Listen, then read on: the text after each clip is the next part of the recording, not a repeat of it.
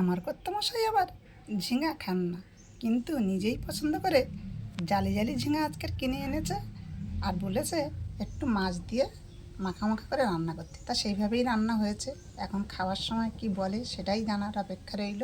তো বন্ধুরা, রেসিপিটা ভালো লাগলে লাইক কমেন্ট করে অবশ্যই জানাবেন। আজকে দেখুন পুকুর থেকে ধরা হয়েছে রুই মাছ। মাছের মধ্যে আমি লবণ দিয়ে দিচ্ছি আর দিয়ে দিচ্ছি হলুদ। লবণ হলুদ দিয়ে মাছটা দেখুন ভালো করে মেখে নিয়েছি। কড়াইয়ে তেল গরম হয়ে গেছে, দিয়ে দিচ্ছি মাছ। প্রথমে লবণ হলুদ দিয়ে আমি আলুটাকে একটু লাল করে ভেজে নিচ্ছি। দেখুন আলুটা আমার লাল হয়ে গেছে, ভাজাটাও হয়ে গেছে, আমি নামিয়ে নিচ্ছি। কড়াইয়ে তেল দিয়েছি, এবার দিয়ে দিচ্ছি পাঁচফোড়ন, দিয়ে দিচ্ছি একটু তেজপাতা। পাঁচফোড়ন তেজপাতা ভাজা হয়ে গেছে, এবার দিয়ে দিচ্ছি পেঁয়াজ, দিয়ে দিচ্ছি কাঁচা লঙ্কা। পেঁয়াজটা ভাজা হয়ে গেছে, দিয়ে দিচ্ছি রসুন। পেঁয়াজ রসুন ভাজা হয়ে গেছে, দিয়ে দিচ্ছি আদা বাটা।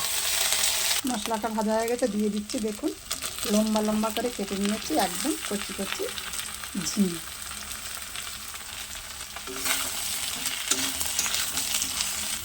অল্প করে লবণ দিয়ে দিচ্ছি, ঝিঙে তরকারি জড়ে যাবে। আর পুরো ঝিঙে দিয়ে আলু দিয়ে বানাবো রুই মাছের ঝোল।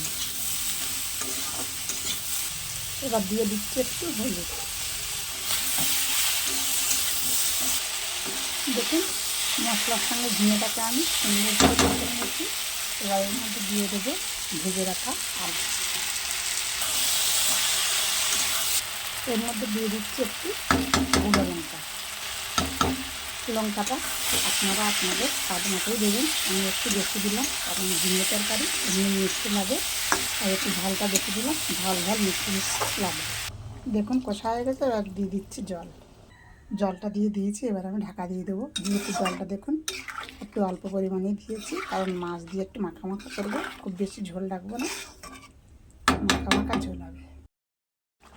এবার আমি দিয়ে দিচ্ছি মাছ।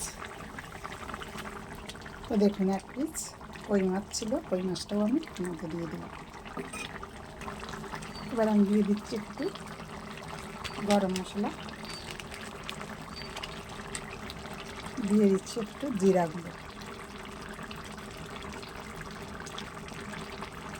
এবার একটু ভালো করে ফুটিয়ে নেড়ে চেড়ে নামিয়ে দেবো।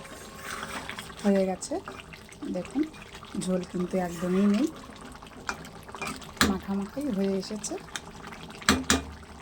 এবার আর একটু ফুটলে, মশলাটা দিয়েছি ফুটলেই নামিয়ে দেবো।